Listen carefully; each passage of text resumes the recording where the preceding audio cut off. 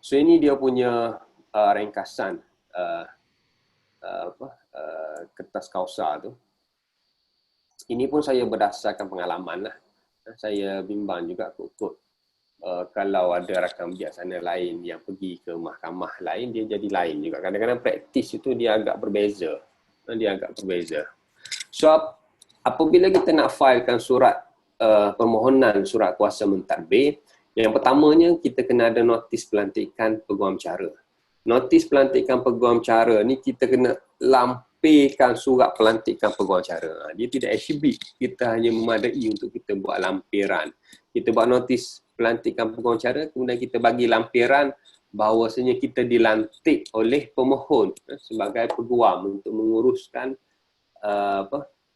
permohonan surat kuasa mentadbir ni. Dia bukan dalam bentuk exhibit, dia hanya dalam bentuk lampiran. Kemudian dekat sini, lepas ni slide ni saya akan cerita apa perbezaan tentang notis pelantikan pengacara lah. Semalam pun Tuan Mardi dah ada sebut notis pelantikan pengacara. Kemudian kita ada saman pemula ini menjadi dokumen induk, saman pemula ex parte. Ini kos ni saya dedahkanlah jugalah, walaupun nanti orang kata alamak 240 je kau charge aku 56,000. Itu isu lain. Kemudian kita sokong saman pemula ex parte kita dengan affidavit sokongan. Dalam affidavit sokongan ini kita exhibitkan. Ini kita exhibitkan ni maknanya dokumen-dokumen ini disumpahkan. Dia ada apa dia panggil sijil perakuan exhibit tu oleh di hadapan pesuruh jaya sumpah, mengeksibitkan sijil kematian. Kalau tidak ada sijil kematian, dia akan jadi bukti-bukti kematian yang lain lah, seperti permit penguburan ataupun mati hukmi. Mati hukmi iaitu perintah anggapan kematian. Mati hukmi ini tahun depan baru boleh buat kot untuk yang MH370 kot, sebab tahun depan baru cukup 7 tahun. Tapi tak tahulah kalau kerajaan dia akan isytiharkan mangsa-mangsa MH370 tidak perlu buat permohonan anggapan kematian, ya, mengarahkan supaya Jabatan Pendaftaran Negara keluarkan sijil mati terus, kan. Jadi mudah sikit. Tidak. Tapi kalau nak buat pun bagus juga untuk peguam. Banyaklah kerja peguam sikit dapat yuran kat sini. Cari mangsa 370 tu untuk buat perintah anggapan kematian. Sebab mereka tu masih lagi hidup dari segi undang-undangnya. Sebab MH370 setakat saya tahu belum ada sijil mati. 2014, maka 7 tahun dia akan jadi 2021. Barulah mereka tu diisytiharkan sebagai mati. Mati pada tahun bila tu pula, tengoklah pula kepada perintah mahkamah tu. Kalau mati tahun 2021, lagi peninglah kalau mati tahun 2014, dia akan jadi terkebelakang pula. Dia akan jadi isu retrospektif efek apa semua pula. Masalah juga sebenarnya tu. Itu sesuatu yang perlu dibincangkan dan perlu ditambah baikkan dari sudut isu hilang, waris hilang ataupun orang tu hilang. So kita exhibitkan sijil kematian. Kalau hilang, kita kena dapatkan sijil kematian daripada kita buat cabutan di JPN. JPN sekarang ni pun untuk buat cabutan sijil kematian dia agak strict berbanding dengan dulu. Kalau dulu sesiapa pun saya ingat boleh buat cabutan sijil kematian. Sekarang ni hanya waris sahaja yang boleh buat cabutan sijil kematian. Mungkin kerana terkesan dengan akta privacy data peribadi ke saya tak tahu. Jadi sekarang lawyer untuk buat untuk buat cabutan sijil kematian pun dia ada juga tambahan prosedur. Dia ada pula aku janji daripada peguam ke apa, saya pun jadi macam apa hal pula. Sebab lawyer tu memang pihak ketiga lah, tidak ada kaitan pun dengan si mati. Tapi kerana kita urusan kita tu, lawyer dibenarkan untuk buat cabutan sijil kematian, cuma dia ada sedikit perubahan dari sudut SOP Jabatan Pendaftaran Negara sekarang ni. Jadi munasabahlah lawyer charge mahal sikit pun sebab adanya dia punya benda lain tu kan. Dia punya kerja ataupun dokumentasi tambahan bagi peguam. Kemudian kita exhibitkan juga senarai aset dan liability. Ini saya akan detailkan lagi. Kita exhibitkan senarai waris. Ini pun saya akan detailkan. Kita exhibitkan yang paling penting di dalam surat permohonan surat kuasa mentadbir, kita kena exhibitkan affidavit penolakan pentadbiran bagi ke semua waris yang kita senaraikan ni. So setiap waris ini dia perlu sign affidavit penolakan pentadbiran. Selalunya kita buat seorang waris satu affidavit lah. Ataupun affidavit ni boleh dibuat secara ramai sebenarnya, kami waris-waris gini-gini ni, so design secara ramai menjadikan kami, dia jadi skeping affidavit. Tapi selalunya saya buat secara berasingan lah, sebab kadang-kadang waris tu sign di tempat yang berasingan, bukannya di depan seorang pesuruhjaya sumpah. So kalau ada 5 orang waris, 5 affidavit penolakan pentadbiran, dan kadang-kadang ditandatangani di hadapan pesuruhjaya sumpah yang berbeza, time yang berbeza, waktu yang berbeza, tempat yang berbeza. Walaupun boleh dirangkumkan sekali. Kemudian di dalam ini mengikut pengalaman saya, walaupun kita sudah exhibitkan benda-benda ni, sedia kematian, senarai aset liability, senarai waris, affidavit penolakan pentadbiran, maka dokumentasi kita teratur.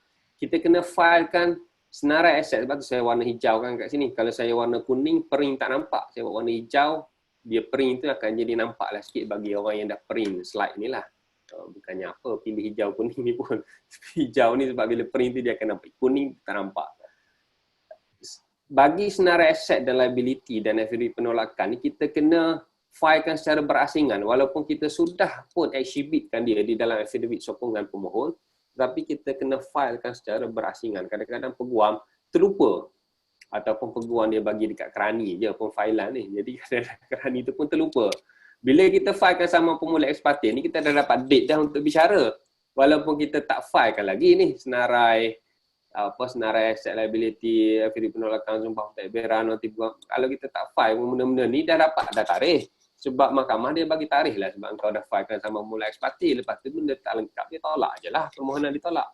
Jadi kita kena pastikan kertas kausa kita terlengkap. Kadang-kadang kita tengok kat sini sudah pun lengkap, sebab sudah pun ada senarai aset dan liability dan sudah pun ada affidavit penolakan pentadbiran.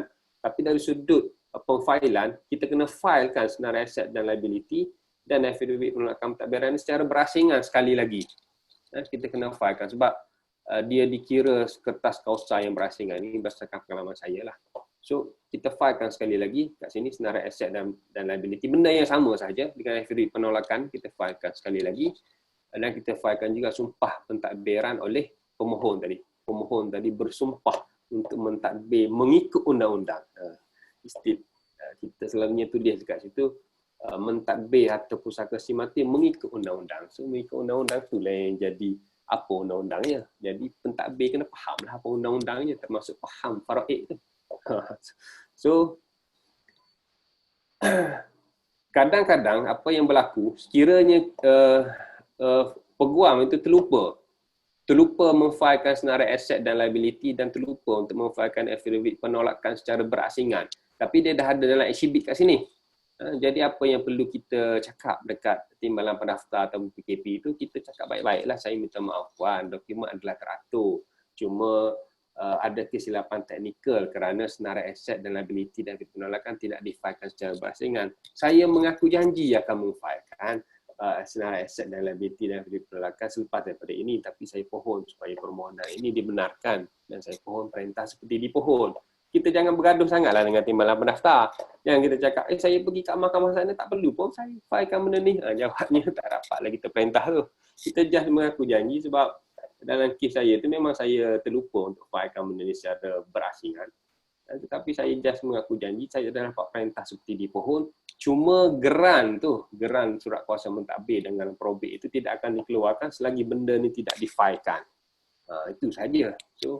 So benda-benda yang peguam ni kadang-kadang bila dia terlepas pandang ataupun kerani yang buat e-filing terlepas pandang ke apa, kita jangan bergaduh dengan timbalan pendaftar. Kalau kita ada uban tu, kita tunjukkan sikit uban kita biar timbalan pendaftar nampak ini lawyer senior ni, tak payah nak cakap banyak lah kot. Kadang-kadang kita mendapat manfaat apabila kita ni nampak sebagai seorang yang senior, walaupun kita silap sikit-sikit tapi dibenarkan. Untung juga jadi lawyer yang ada yang nampak senior ni. Sebab selalunya timbalan pendaftar dengan PKP ni memang junior lah, memang junior, dan dia menghormati peguam-peguam yang senior. So peguam senior pun dia kena ada skill memohon dengan timbalan pendaftar dengan PKP itu dengan cara yang mesra. Kita bukannya nak bergaduh dengan pihak mahkamah, kita nak supaya permohonan kita itu dibenarkan dengan sekali pergi je, kalau boleh sekali pergi je, terus saja PSP, dia sebut PSP, perintah seperti dipohon, ataupun OIT, order in term. So ini dokumen-dokumen bagi pemfailan surat kuasa mentadbir. Yang menjadi masalah dari sudut, bukan masalah lah, yang menjadi challenge ialah untuk mendapatkan affidavit penolakan pentadbiran, sebab kita kena bagi pemahaman yang betul-betul kepada waris sebelum waris menandatangani affidavit penolakan pentadbiran. Sebab dekat sini dia dah tolak untuk menjadi pentadbir, maka dia bersetuju dengan permohonan pemohon. Macam tu. Dia kena faham. Jangan kita bagi tu untuk dia sign tanpa faham. Sebab dia akan jadi masalah kalau dia tak faham. Nanti akan berlakulah pergaduhan yang tidak habis. Sebab saya ada satu kes tu belum dapat lagi affidavit penolakan pentadbiran. Sebab menantu tak nak sign. Si mati meninggalkan anak, meninggalkan isteri dan meninggalkan ibu bapa. Sebab si mati ni mati umur 30-an. So, dia ada isu sikit antara isteri si mati dengan ibu dan bapa si mati. Ibu dan bapa si mati ni, mana mertua dengan menantu ni ada isu sikit. Jadi menantu ni dia nak sign affidavit penolakan, nak apa yang difilekan oleh mertua dia pun kadang-kadang menantu ni itu sikit. So sini kita kena tackle dengan baiklah, janganlah kita bagi saja untuk waris sign tanpa faham. Sebab itu berbahaya kepada kita lah selaku peguam. Kena betul-betul faham. Tapi ini sebenarnya ditandatangani di hadapan peserta jumpah. Kita bagi tu, kita explain dekat dia supaya dia faham dan dia pergi di hadapan peserta jumpah untuk sign affidavit penolakan pentadbiran.